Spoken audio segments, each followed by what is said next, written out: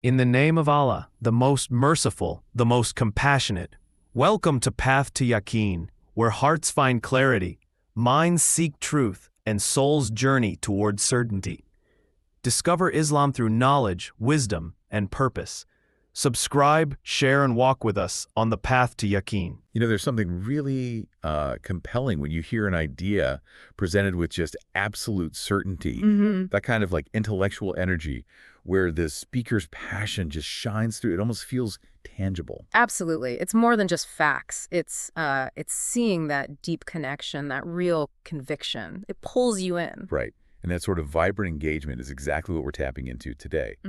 Okay, so for this deep dive, we're looking at parts of a YouTube transcript. It's a lecture by Sheikh Mohammed bin Salah Al Uthaymeen. Right. And he starts with this Arabic phrase, amma bad, and then, well, he gets into some really core Islamic beliefs. Foundational stuff. Exactly. Now, for you listening, our goal isn't to, drown you in complex theology. Think of it like we're exploring this together. Yes, side by side. We want to pull out the main ideas, the essential understanding, and hopefully spark some of those aha moments. Definitely. We're aiming for clarity, a sort of structured path through these key concepts so you get not just what they are, but, why they're important. Okay, so first up, amma bad. You might have heard it. Pretty common phrase in lectures and writings. But the grammar is kind of interesting. Apparently, amma acts like a substitute for a conditional idea. Yeah, that's a good way to put it. Like saying whatever else might be the case, or as for what follows, it sets the stage. And then the fa that comes after bad. That links it. Yeah. It connects that opening thought to the main point, the response. It's like saying, then this is. Gotcha. And here's where it gets a bit interpretive. When the sheikh says, amma bad faha, itikad. This word haha, meaning this, what's this? Right, what's he actually pointing to? There are a few possibilities discussed. Right. One idea is it's the physical book itself, the text he's explaining. But wait, could there be a timing issue? Like if he's lecturing before the book is widely out there? Exactly. That's a valid point the lecture touches on. So another interpretation is that this refers to the ideas present in the author's mind right then. Oh, interesting. Like the ideas themselves have such presence. Yeah, the power of that mental conviction, making the concept feel immediate and, well, present. There's that enthusiasm again, right? It really is. That sense of certainty making the idea almost physical. I like that. What's the third option? The third view is that this points forward to the book as it will be in the reader's hands. So it's considering the audience, the future engagement with the text. So even that one little word, ha-ha, opens up different ways to think about the author's intent and presence. Quite a bit packed in there. Okay, so from grammar, we move to defining alitakad, belief. Right. Linguistically, it comes from the root, akad. Which means? Binding, tying something firmly, like a knot. That makes sense. Belief is something you hold on to tightly. Precisely. And then the technical Islamic meaning is a firm judgment of the mind. It's not just a fleeting thought. It's settled, a conviction. A deep conviction, yes. And crucially, whether that judgment matches reality. Okay, so it has to be true. It's considered correct belief if it aligns with reality, yeah. Yeah. If it contradicts reality, it's false belief. The example given is like believing in the absolute oneness of God versus, say, the concept of the Trinity. Got it. Truth is the measure. Exactly. And you see the link back to binding. That firm judgment binds the heart to the concept, ties it down. Right, right. Okay, next concept. Al-Firqa al-Najiyah, the saved sect. And pronunciation matters here. How so? Firqa, with a kasra, that little mark under the fa, yeah, that means a group, a sect, like a distinct party. There's a Quranic example for that usage. Okay, but if you say firqa with a dhamma, the little loop above the fa, it leans more towards the idea of division or separation itself. Subtle but important distinction. And al-Najiyah means the saved one. From naja, to be saved, to attain salvation. So the saved sect. Saved from what, exactly? Two aspects mentioned. In this life, saved from harmful innovations in religion, bid'ah. Okay, and in the next life? Saved from hellfire, attaining paradise. And this idea is strongly linked to a specific hadith, a saying of the Prophet Muhammad. A very well-known one, yes. It speaks of the Muslim community splitting into 73 sects. 73, wow. And it says all of them are headed for hell except for one. Just one. And how do you know which one that is? The hadith identifies them as those who are upon what the Prophet and his companions were upon, their way, their understanding, their practice. So following that original path is the key criterion. That's the standard presented, and this connects to another term, al-mansura, Meaning. the victorious. There's another hadith about a group that will remain victorious upon the truth until the hour, until the end times. So a continuous group upholding the truth. Who supports them? According to the lecture, it's first and foremost God, then the angels and also the believers supporting each other. A sense of mutual reinforcement. Yes, and even angelic help is mentioned. And interestingly, potentially even support from believing jinn. It shows comprehensive support. That's quite encompassing. Now, that phrase, until the hour, does it literally mean right up to the very end? Well, there's some discussion on that. Given other texts about a decline in faith before the absolute end, the preferred view seems to be it means until close to the hour. Or maybe until an individual's own hour, their death? That's another interpretation, yeah, their personal end. But the idea of the group persisting until near the final hour seems stronger based on the overall textual evidence. It suggests continuity of the truth, even if maybe by a smaller group later on. Okay, that clarifies things. Which leads nicely into defining al as Sunnah wal Jama'ah. The people of the Sunnah and the community. So Sunnah here means following the Prophet's way. Exactly. His path, his teachings, his practice, both outwardly and inwardly, beliefs and actions. And Jama'ah Yeah. literally means gathering, right? Yes, gathering, community, being united. So isn't it a bit circular? The people of the Sunnah and the community united on the Sunnah. Good question. The lecture explains that the term Jama'ah evolved. It started meaning the simple act of gathering, sunnah. Okay. But then it became specifically the label for the community that is united upon the Sunnah. It took on that specific meaning. So it's not just any gathering, but the community defined by its adherence to the Sunnah. Precisely. They are ala Sunnah for following the Sunnah and ala Jama'ah because they are united upon it, unlike groups characterized by innovation and division on core matters. So this unity is a defining feature. Yes. The lecture mentions that ala Sunnah might have disagreements on secondary issues, fiqh details, maybe some interpretations. Like the examples given, seeing God with eyes or the nature of grave punishment. Exactly. Those are areas where scholarly difference, ikhtilaf, is often considered acceptable within the fold. But they remain united on the core principles, the foundations. Unlike groups that split off due to fundamental disagreements on core in creed, like the Jama'ah or Mu'tazila mentioned. Right. Their differences led to actual schisms based on deviating from foundational beliefs established by the Prophet and companions. So adherence to that original way, the way of the Salaf, the early generations, is paramount for being considered al as Sunnah wal Jama'ah. That's the emphasis. Those who deviate from that path, especially in core areas like God's attributes, aren't included under this description. And this leads to a critique mentioned in the lecture about simply listing Salafis, Asharis, Maturidis, as if they are all equally al as Sunnah side by side. Yes, the point made is that truth isn't contradictory. While these schools developed later, the real measure is adherence to the methodology of the Salaf. So al as Sunnah isn't just a historical label for specific later groups, but rather describes anyone from any time who follows that original methodology and belief. Exactly. The focus is on the consistent methodology derived from the earliest generations, the Salaf. That's presented as the defining characteristic of the true al as Sunnah wal Jama'ah. Okay, that's a really crucial clarification. So we've set the stage with these terms. Now the lecture moves to the absolute core, the pillars of Iman, faith. The articles of faith, yes. Absolutely fundamental. And these come from that famous hadith of Jibril. Indeed. Where the angel Gabriel, in human form, questioned the Prophet about Islam, Iman, faith, and Ihsan, excellence. It's a foundational text outlining the religion's core components. Okay, pillar number 1, belief in Allah. And the lecture first looks at the word Iman itself. Faith. But it's more than just intellectual belief, more than just inor. Yes, it involves eons accepting something as true, but it also includes, a verbal acknowledgement, affirmation, and an recognition and acceptance that leads to submission. So it's a whole package, mind, tongue, heart, actions. Kind of a holistic acceptance, yes. It leads to acceptance and submission. Just knowing God exists isn't Iman in this full sense. Got it. And this belief in Allah specifically has 4 aspects. 4 essential components are outlined for complete faith in Allah. Belief in his existence, wujud, that he is. That's it. His lordship, rububiyyah. His uniqueness as the creator, sustainer, owner, controller of everything, the Lord. Third. His godhood, uluhiyyah. His unique right to be worshipped. That only he deserves worship. And fourth? His names and attributes, asma wa sifat, believing in the names he calls himself and the attributes he describes himself with. And you need all four for complete faith. Yes, neglecting any of these aspects means one's understanding of Tawhid, God's oneness, is incomplete. Okay. The lecture then gives arguments for God's existence, starting with reason.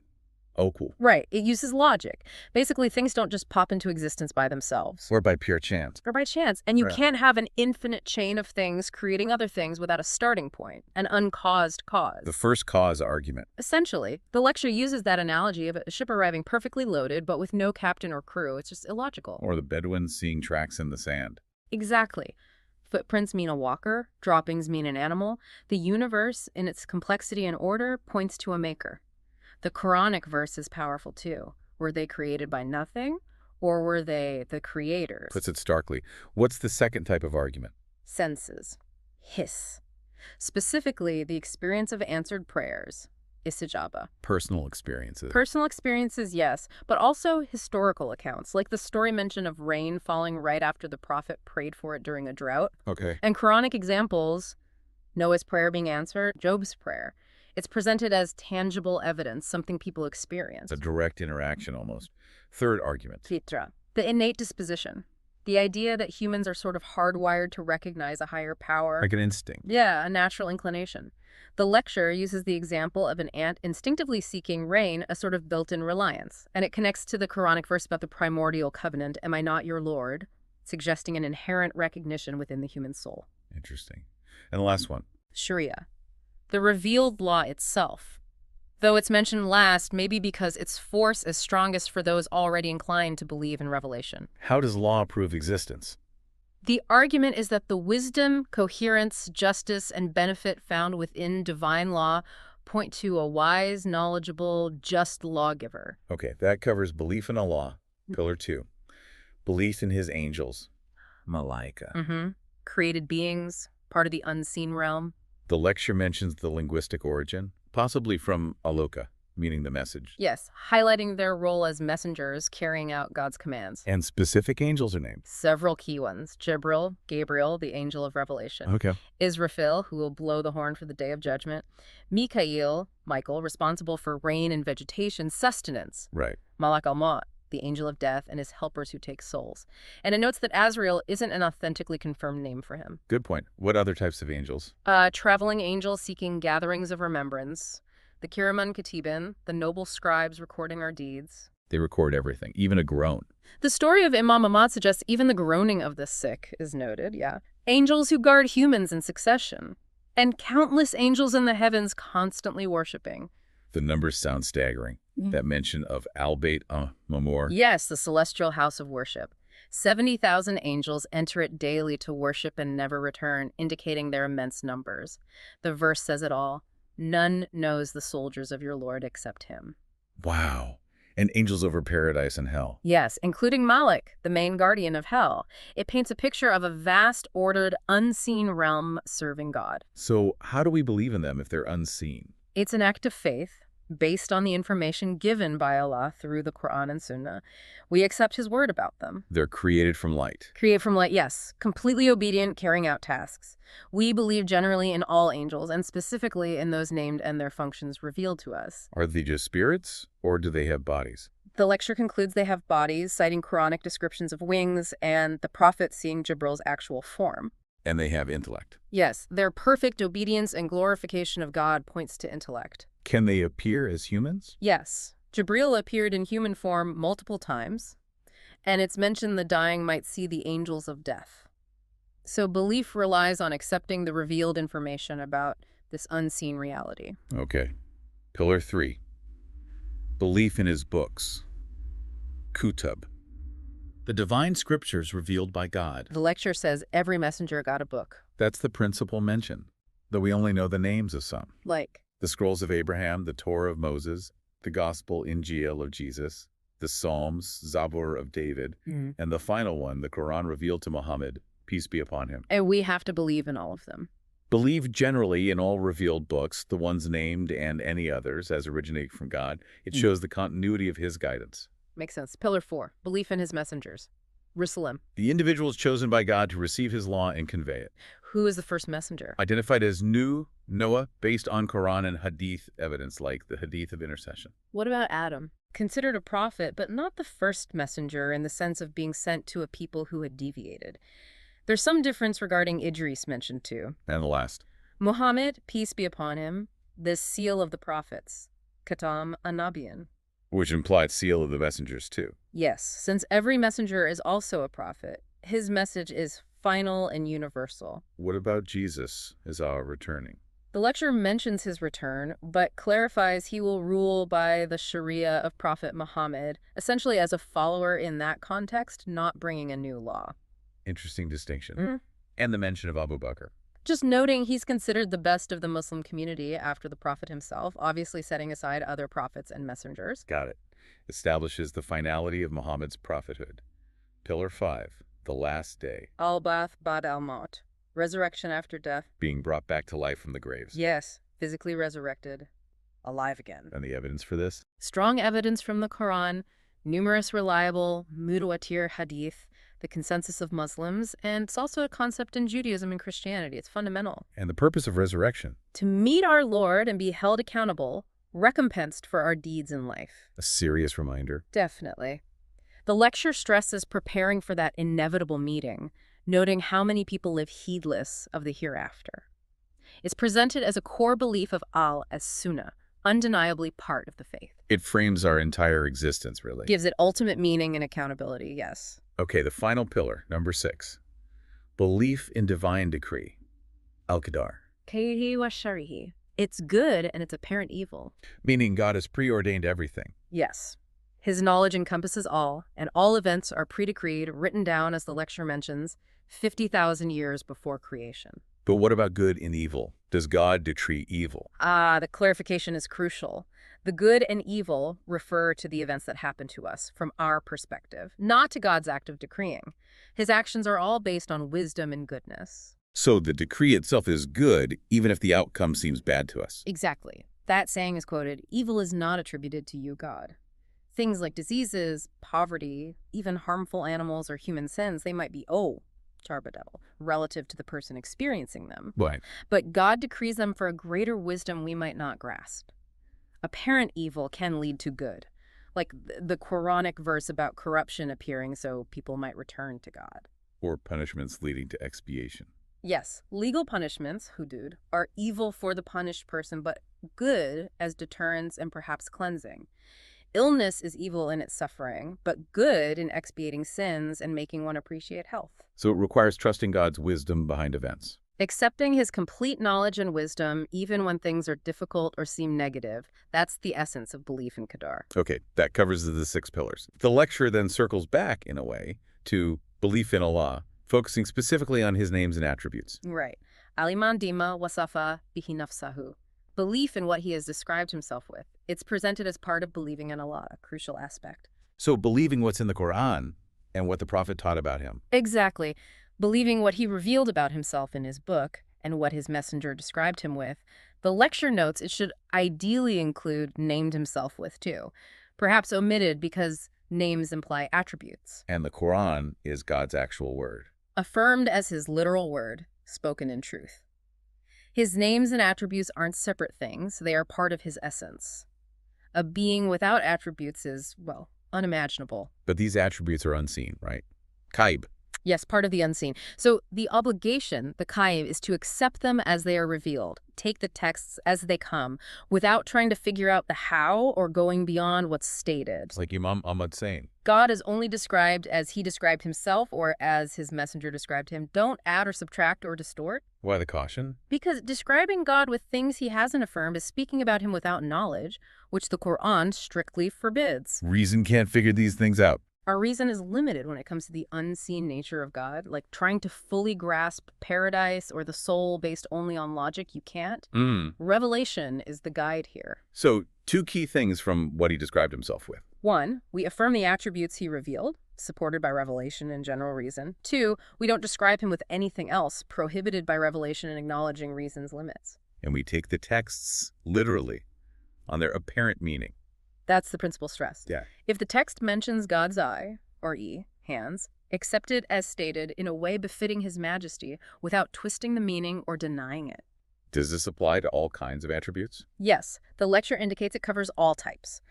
First, adherent essential attributes always true of him, like life, knowledge, power, wisdom, also called orseya datya. Second, sankoya, volitional attributes linked to his will and actions, like pleasure, speech in its instances, ascending the throne, descending to the lowest heaven, paikoner, also called ashephilia.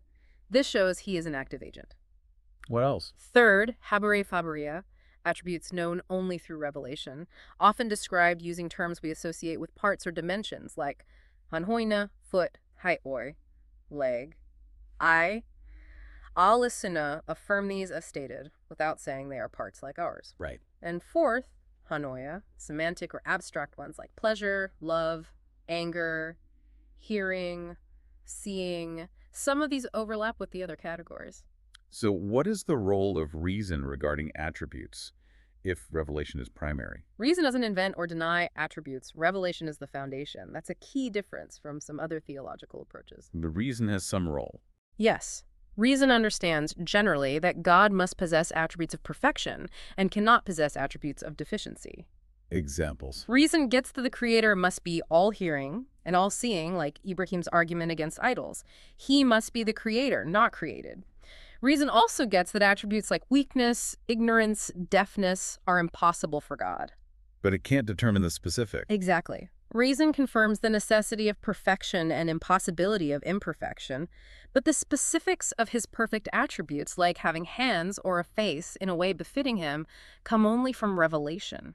We rely on what he told us. And one last point, perfection for humans isn't always perfection for God. Right. The Creator is a surinami, nothing like unto him. So we can't measure his perfection or deficiency based on what applies to us, his creation. The standard comes from him. Wow, okay. That covers a lot of ground, really deep concepts there. It's a very thorough explanation of these foundational beliefs. So for you listening, just to recap the key things we've explored from Sheikh Al-Uthaymin's lecture. We started with Amabad, saw its structure and meaning. Unpack that opening. Then defined belief el-i'tiqad as that firm, reality-matching judgment. Tied to the heart. We looked at the saved sect, Al-Firqa Al-Najiyah, identified by following the original path. And Sunnah wal Jama'ah, defined by that adherence and unity. Then we went through the 6 pillars of Iman. Belief in Allah, with his existence, lordship, godhood, names and attributes, his angels, his books, his messengers, the last day, and divine decree, qadar. Covering the absolute essentials of faith. And finally, that detailed look at understanding God's names and attributes based firmly on revelation. You really see how it all connects, don't you? It forms this coherent whole. Absolutely. Each piece fits together, building a comprehensive picture of the core Islamic creed as presented here. So maybe a final thought to leave you with. How does getting this clearer, more nuanced understanding of belief itself and God's nature through his attributes, how does that practically change things? Yeah, how does it impact daily life? Right. How does it shape our connection with the divine? Definitely something to mull over. It really invites a deeper reflection on how knowledge translates into a living faith, a more conscious relationship with God. And of course, we encourage you to explore the original source if you can, or related materials. This deep dive gives you the structure, the overview. But there's always more depth to find when you engage directly. Exactly. Well, thanks for joining us on this exploration. Thank you.